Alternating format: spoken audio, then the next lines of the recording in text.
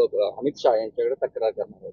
बघा, शेवटी त्यांना अजितदादांना कुठे तक्रार करायची तरी करू शकतात. तो त्यांच्या पक्षाचा विषय आहे. हिंदुत्वावर आमच्याकडून कुठलीही तडजोड होणार नाही. त्या बाबतीमध्ये आमची भूमिका सरळ स्पष्ट आहे. वरिष्ठांशी बोलले ते काय आम्हाला सांगितलं तर आम्ही त्या पद्धतीने काम करणारे कार्यकर्ते आहोत, पण हिंदुत्वावर तडजोड नाही.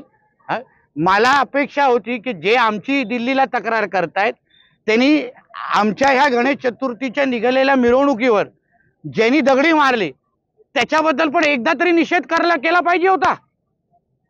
एकदा तरी त्याच्यावर आक्षेप घेतला पाहिजे होता.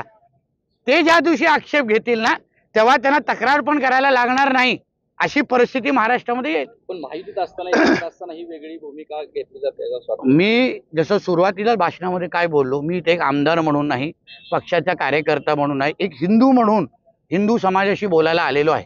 मी माझ्या धर्माचं काम करतोय. आज माझी आमच्या धर्माला आव्हान दिलं जात आहे. धर्माच्या देवी देवतांच्या मिरवणुकीचा विटंबना केली जाते, दगडी मारली जाते. म्हणून हिंदू म्हणून मी माझी भूमिका आणि माझ्या धर्मासाठी मी लढतो, एवढाच विषय. भाजप नेते मतांच्यासाठी तुम्हाला दंगली घडवायची असं विरोधकांच्याकडून आरोप होते. हिंदूंची बाजू घेणं म्हणजे दंगल घडवणं नाही. हिंदूंचा हक्क मागणं म्हणजे दंगल घडवणं नाही. माझं सर्व सोपं म्हणणं आहे. परत ज्या दिवशी हिंदूंच्या सणासुदीवर एक पण चप्पल फिरकवली जाणार नाही, एक पण दगड मारला जाणार नाही, त्या दिवशी तुम्हाला महाराष्ट्रामध्ये कुठेही सकल हिंदू समाजाचे मोर्चेच दिसणार नाही.